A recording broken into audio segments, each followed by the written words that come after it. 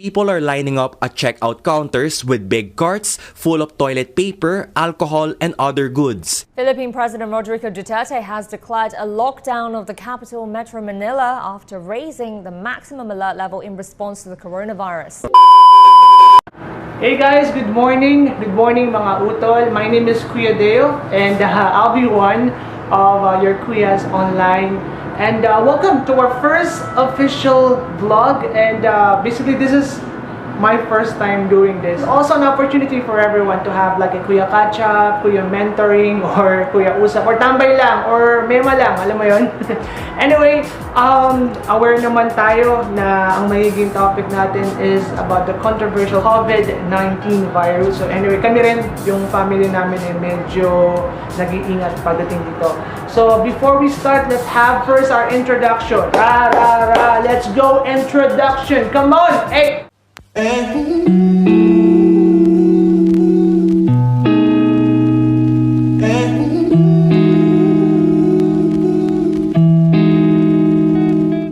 Ayan guys, actually galing kaming Baguio nun. Pinafollow ko kasi yung sa Facebook na meron na nga daw na possible virus na kumakalat around Metro Manila. And then also, I'm not really quite sure while we are shooting this video if na-upload na yung lockdown.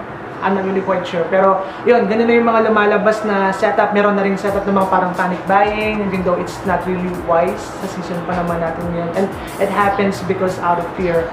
So, you will also feel it kapag bumabiyahe ka or lumalabas ka. You know, people, hindi naman sila kumikubo yung mga tao, but you will sense, you know, in the air that there are fear na nagwoworry sila na, paano nga ba talaga nag-response kapag ito na yung setup, kapag meron ng takot, kapag meron ng worries sa bawat isa pagdating doon sa virus. Okay, I guess the first thing that we should do is dapat hindi tayo nagpapanik. Alam mo yun? It's normal to assume things as of the moment. Magkaiba kasi yung nag-a-assume at nag-a-expect. We should assume and be preventive at the same way. But huwag tayong mag-expect ng mga bagay-bagay. Kaya tayo nasasaktan. So, I guess maybe it's because this is something new for everyone. This is something new for us. Yung lockdown, yung pagpapanik buying ng mga pagkain, the virus itself. Kasi nasanay tayo na typhoon or weather lang. Pero eto, this is something about virus. This is new. Yung iba nga, I even check with the memes sa Facebook na pinagkakalat nila na, oh, after this, there will also be a zombie apocalypse. I have no idea kung bakit nila sinasabi yun. Maybe because so Netflix or the series na pinapanood nila. Well, this is the perfect opportunity for us to have this discussion. Well, I was just reminded with the verse na binasa ko lang kagabi. Andun siya ngayon sa verse na Mark 4:35 to 41. Basically the story of Jesus and the storm. So, if nabasa mo na siya, good job. I mean, mabilis natin itong mapag-uusapan. But if you are a newbie and first time mo palang magbabasa ng Bible, I am so proud of you. Let's give them a round of applause. Thank you for at least trying to have your opportunity to have a relationship with Christ. Na-excite ako guys kasi yung pag-uusapan natin ngayon, iikot to sa story about Jesus and the storm. So let's do this. Come on. So that we can also be on the same page. Basically, ang nangyari lang dito is kasama ni Jesus na nasa bangka kasama yung mga disciples niya. And there was a storm. So malalakas yung mga waves. Ayan. So yung mga disciples natatakot sila. And then they check with Jesus na natutulog lang. Tapos ginising nila si Jesus. And then ang ginawa lang ni Jesus, tumayo siya. And then inutusan niya yung bagyo. Peace. Be still. Ayan, Jesus mentioned, panis, diba? So, pinakita lang doon ni Lord na sovereign pa rin siya sa nangyayari. One thing that I appreciate about that story is it shows that Jesus is in control. Pansin nyo ba, nung nagkakaroon na ng chaos at naguguluhan na yung mga disciples, si Jesus natutulog lang. So, if you're going to look at it, hindi naman dahil walang pakialam si Jesus na mamamatay yung mga disciples. But it's because it is showing that He knows at alam niya na sovereign siya. At sometimes mapapatapik ka na lang sa likod eh. Tayo ba? Asan nga ba talaga yung faith natin? Or yung faith ba natin is mabilis ma-shake kapag andyan na yung problem, andyan na yung storm sa buhay natin, which is what is happening right now sa nation natin about the COVID-19 virus. Do we really look at the virus sa sobrang laki niya, or nawawala sa picture si God na, wait lang, mas malaki si God kaysa sa problema natin? At the end of the day, I hope that this can also be an encouragement for everyone that God is indeed in control and He should come first before sa mga worries natin. I also recognize sa ginawa ni Jesus that time is God can also hear everything. He can hear our prayers. And you know what? Even our rants, even yung mga issues na iniiyak natin o sinisigaw natin, naririnig ni Lord. That's the reason why yung sa moment ng mga disciples, even though, kung titignan nyo, nakaka-offend din kay Lord kasi asan ba yung tiwala mo, kasama na nila si God nun, natatakot pa rin sila. God can be offended by that moment. Pero same din kasi on what's happening sa situation natin right now, God understood and God loves us so much that even rants yung sinishare mo is pinapakinggan ni Lord. Minsan ganun na yung tulog natin when we are asking kay God, do we even ask for God, or do we even command God to give something for us? Na ang dating Lord, bakit ganito? Bakit hindi ako matanggap sa trabaho? Lord, bakit ang hirap ng buhay namin? Lord, bakit paulit-ulit na lang hindi na maayos yung problema namin sa family? Lord, bakit hindi na ako makaalis dito sa sakit ko? Lord, bakit ang hirap? Lord, bakit nakakapagod? Lord, bakit ang palaya ang ulam? Hindi, joke lang. Hindi kasi ako kumakain ng palaya, so, naisingit ko lang. Kidding aside, this can also be applicable as well sa sitwasyon natin. And you know what? God will just going to tell us at the end of the day, why are you so afraid? Have you still no faith? So I just really hope na, alam mo yun, we'll just go back to the word of the Lord. Nung pinahinto ni Jesus yung storm, sinabi niya doon, peace, be still. But if you're going to look at it, pwede naman na sabihin na lang ni Jesus is ganito be gone, storm. Para wala na namiminsalang bagyo sa atin. But the idea here is this, sometimes we need storm for us to grow and step up individually or as a group. You know what?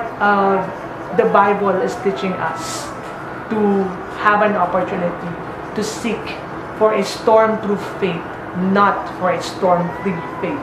Magkaiba kasi yun And sometimes iniisip natin if kaya naman tayong protektahan ni Lord, bakit hindi na lang niya tanggalin yung mga problems sa mundo? Actually, the thing is, God will not allow anything to harm us. It only happens lang kasi guys na mga utol, na yung ginagalawa nating mundo ay hindi na perfecto. Maraming ng loopholes. Hindi na ito yung mundo na dinesign ni Lord para sa atin. That's the reason why we are experiencing these things. Minsan mapapatanong ka while watching this video, ano naman to ngayon sa amin?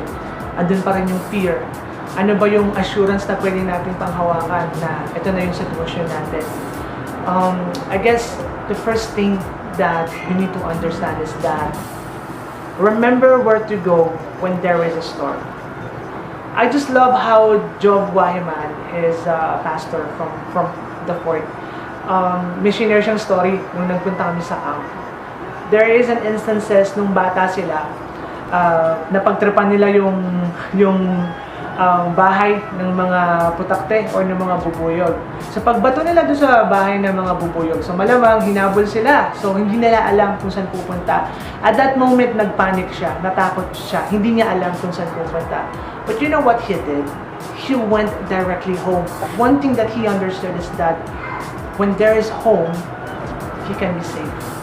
And sometimes, ganun din tayo. I hope that at this season na natatakot tayo, we know where to go home. In the midst of the storm, seek the Lord and run to Him for shelter. Lumilim ka kay Lord, lumilim ka sa tatay natin, lumilim ka sa Panginoon natin. Kasi siya lang yung magbibigay nung shelter na yun. Every time na natatakot tayo. Storms are never meant to last forever. Narinig yun na siguro yung kanta na there's a rainbow always after the rain. Well, actually, it sounds legit. But if you're going to go back to the word of the Lord. Totoo actually siya. Sinabi yun sa Genesis 9:13 to 15 na God created rainbow to give us a hope, to give us promise that He will no longer bring chaos para sa ating lahat. At ito na lang yun guys God giving us an assurance that He deeply loved every one of us. Because the idea here is this, alam naman ni Lord na hindi na perfecto yung mundo. Pero because out of love, He will not destroy the world. He can create another world for everyone. Para wala ng problema, para kunin niya na lang doon yung mga tao na perfecto. Pero kasi, nagpapakilala na si Lord sa atin, not only to be a creator, but also a loving Father who is willing to rescue and willing to seek those who are lost. You know what mga utol, maybe you are troubled right now. Or maybe you are lost. Or maybe you just can't breathe out of fear. Depende sa sitwasyon mo ngayon. Or depende sa mga iniiyak mo. But here's the thing. There's an assurance of peace. Every time that I'm getting that kind of assurance to the Lord, binabalik niya ako sa verse na to. If you have your Bible, you can also read with me. This is under John 16:33. I have said these things to you, that in me you may have peace. In the world you will have tribulation, but take heart. I have overcome the world. You know that that is the nature of our Father. And He will always win at the end of the day. He will always overcome the world. The darkness or disease can finalize yung buhay natin, but He will prevail. At the end of the day, I just hope that we will get this opportunity to go back to His shelter and declare that I have a Father and He has overcome the world. Mananatili sa iyong lingin at sasambahin ka sa dakong lihim. Mananatili sa iyong lingin. Alright mga utol, maraming salamat if umabot ka sa part ng channel na ito. And I really hope na nagbigay ito na kahit papano ng boost of encouragement for everyone. And I'm also a newbie sa ginagawa ko itong channel. So if you have like any prayer requests or comments or feedbacks or any topics na pwede nating i-share o pag-usapan, you guys can comment down below. If any case that itong topic na pinag-usapan naman natin ay nakatulong and you want more of this, please subscribe back to my channel, or you can also shoot me back an information to my IG or to my Facebook. Pag-uusapan natin yung marami pang bagay, mga kuya catch-up, mentoring, usap, or tambayan lang. And I will be so happy and glad na makipag-usap sa inyo sa next na vlog or usap natin. Don't forget, especially sa season natin ngayon, first thing first, do not panic! Huwag bida-bida guys.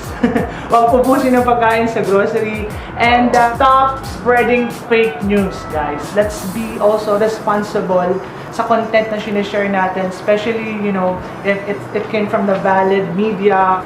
And most importantly, be in the shelter of the Lord. Guys, wala tayong ibang tatakbuhan kundi si Lord. COVID-19 lang yan. Meron tayong Lord. Come on, guys. Sapit lang. Kaya natin to. Lilipas din ang bagyo. Sa susunod na Kuya Tayo catch up at usap. Guys, keep safe. Peace.